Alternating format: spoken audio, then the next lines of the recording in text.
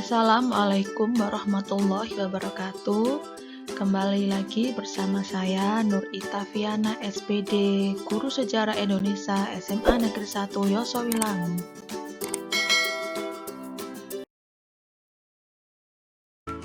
Dalam pertemuan kali ini, dalam pembelajaran sejarah Indonesia, kita akan membahas mengenai perjuangan mempertahankan integrasi bangsa Indonesia.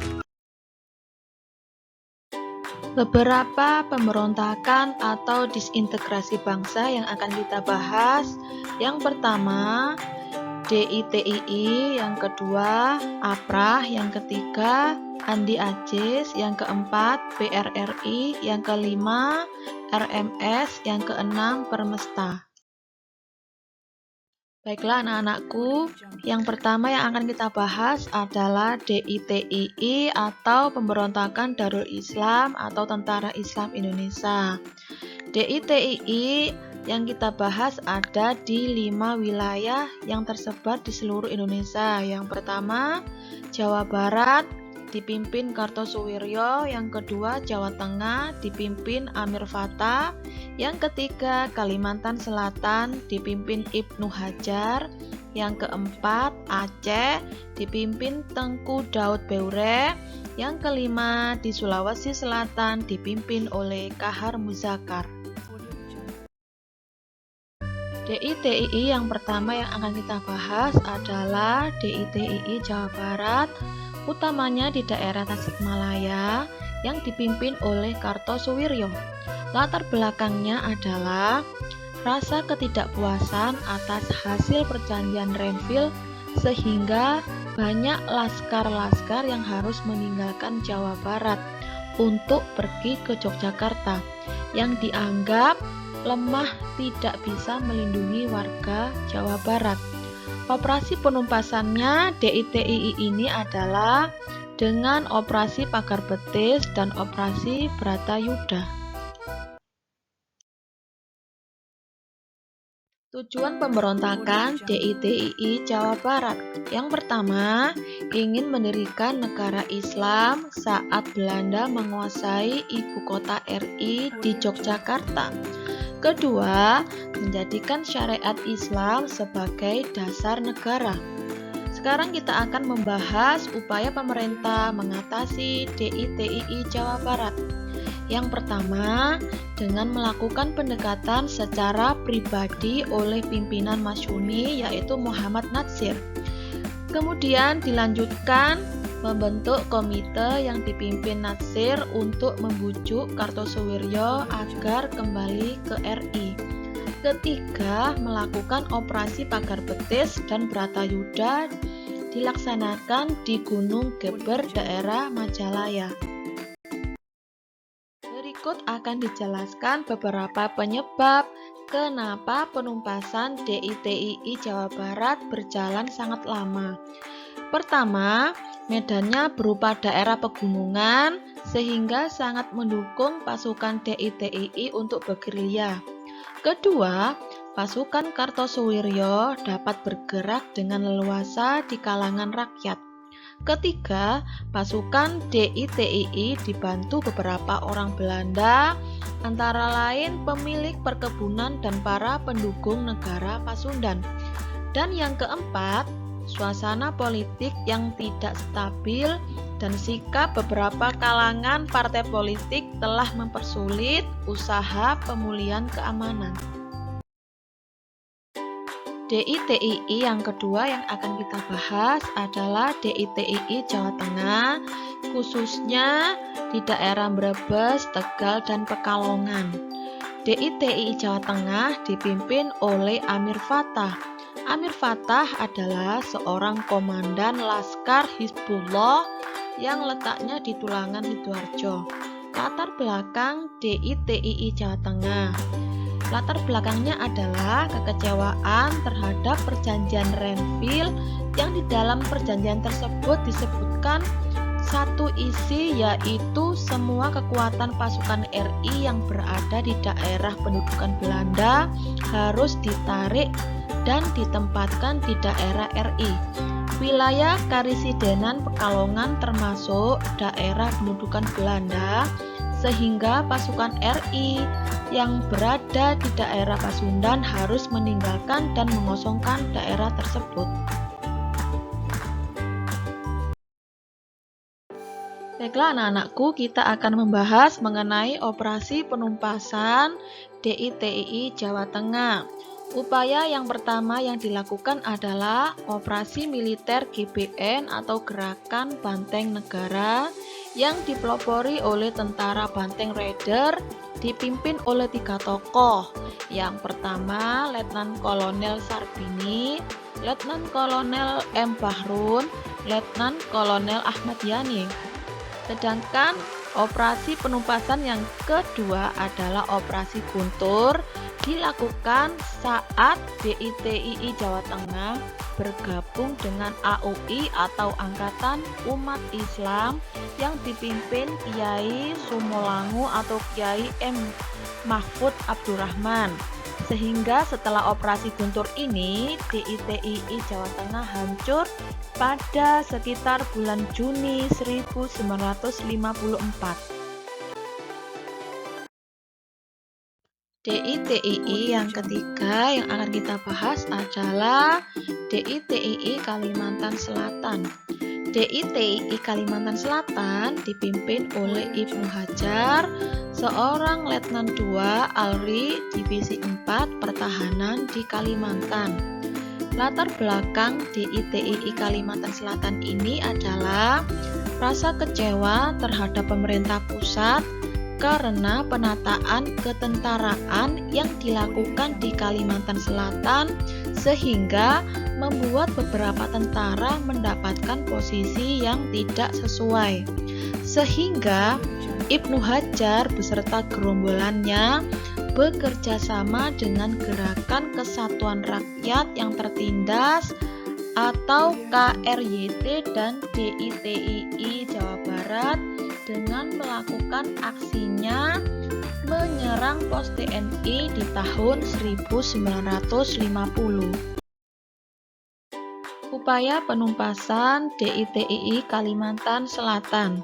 Yang pertama, pemerintah RI mengupayakan secara damai dengan memberikan kesempatan kepada para pemberontak untuk menyerahkan diri dan diizinkan masuk kembali dalam APRI.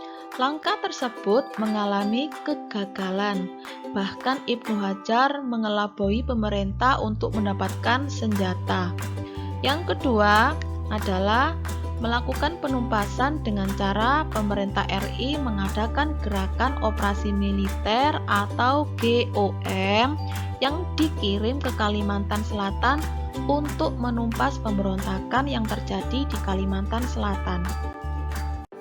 Baiklah anak-anakku, kita akan membahas pemberontakan yang keempat DITII Aceh dipimpin oleh Teuku Daud Beure.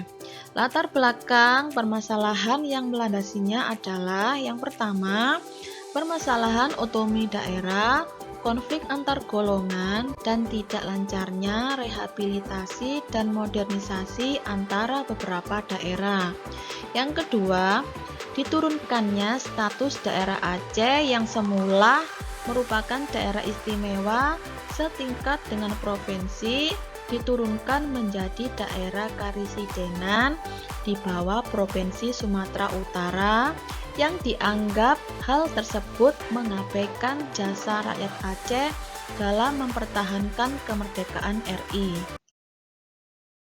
Upaya penumpasan DITII Aceh yaitu dengan cara diselenggarakannya musyawarah kerukunan rakyat Aceh yang diselenggarakan pada tanggal 17 sampai 28 Desember 1962 atas prakarsa Kolonel M. Yasin dan Panglima Daerah Militer 1 Iskandar Muda.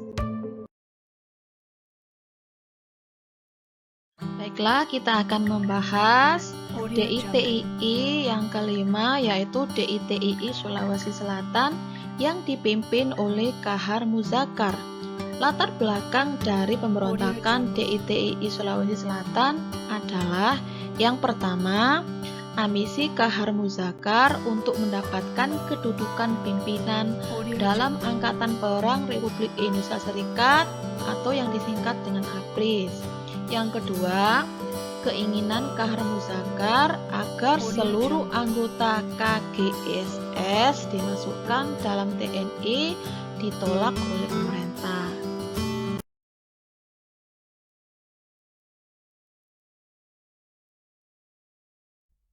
Latar belakang yang ketiga adalah tuntutan Kahar Muzakar agar KGGS atau Komando Gerilya Sulawesi Selatan supaya dimasukkan ke dalam APRI dengan nama Brigade Hasanuddin.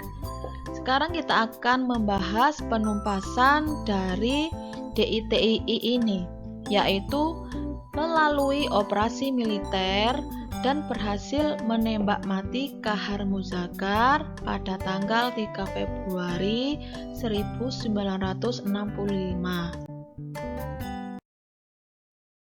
Setelah selesai kita membahas DITII di beberapa daerah, kita akan membahas pemberontakan selanjutnya, yaitu APRA, singkatan dari Angkatan Perang Ratu Adil, dipimpin oleh Kapten Westerling. Tujuannya adalah untuk mempertahankan bentuk negara federal di Indonesia dan memiliki tentara sendiri pada negara bagian RIS.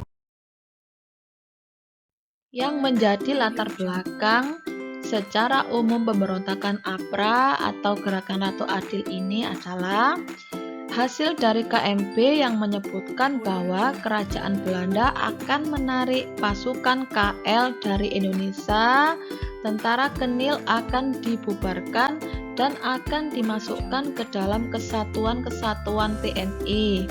Keputusan ini lantas membuat para tentara Kenil merasa khawatir akan mendapatkan hukuman serta dikucilkan dalam kesatuan TNI.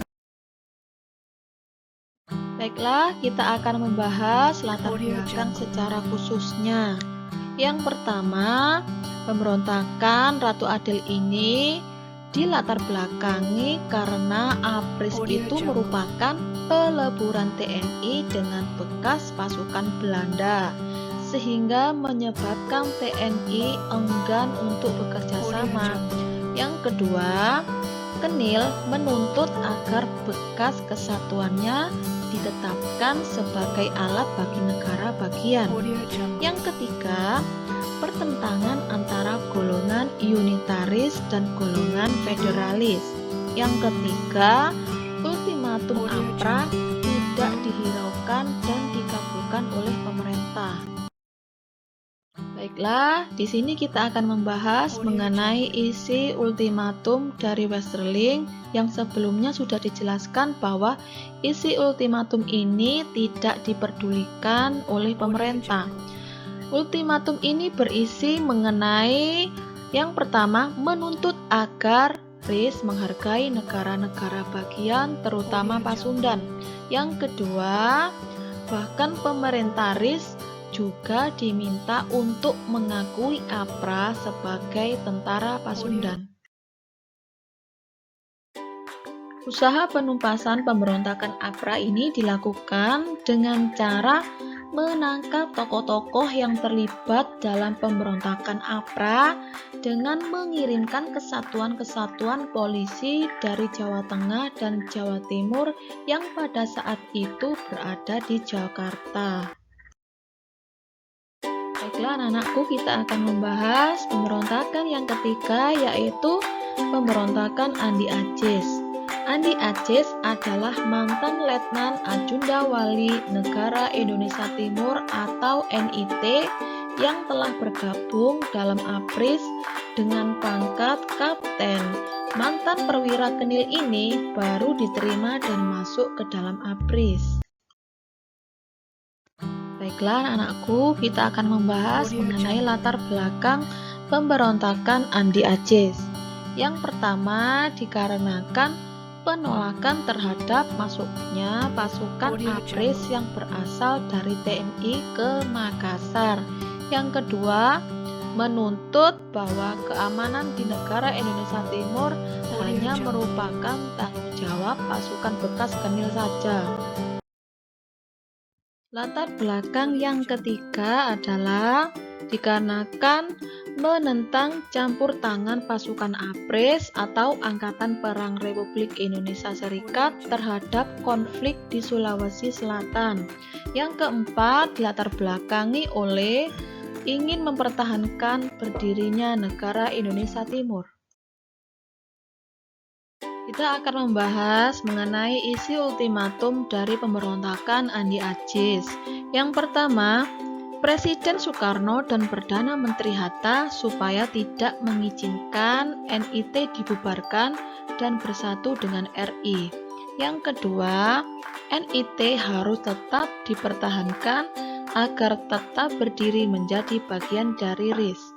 Yang ketiga, tanggung jawab keselamatan daerah NIT agar diserahkan kepada pasukan Kenil yang telah masuk menjadi ABRIS. TNI yang bukan berasal dari Kenil tidak perlu ikut campur. Sekarang kita akan membahas penumpasan pemberontakan Andi Agis.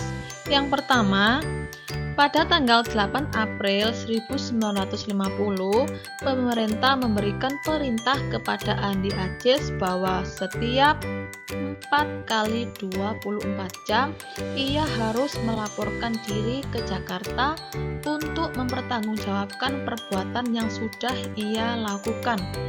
Karena ultimatum ini tidak dihiraukan, akhirnya pemerintah melakukan usaha yang kedua, yaitu mengirimkan pasukan ekspedisi di bawah pimpinan Kolonel Alex K. Wilarang yang terdiri dari beberapa kesatuan dari ketiga angkatan dan kepolisian. Baiklah anak-anakku, sekian dulu penjelasan mengenai beberapa pemberontakan. Pemberontakan selanjutnya akan dibahas di video selanjutnya. Simak dan catat di buku catatan. Sekian, wassalamualaikum warahmatullahi wabarakatuh.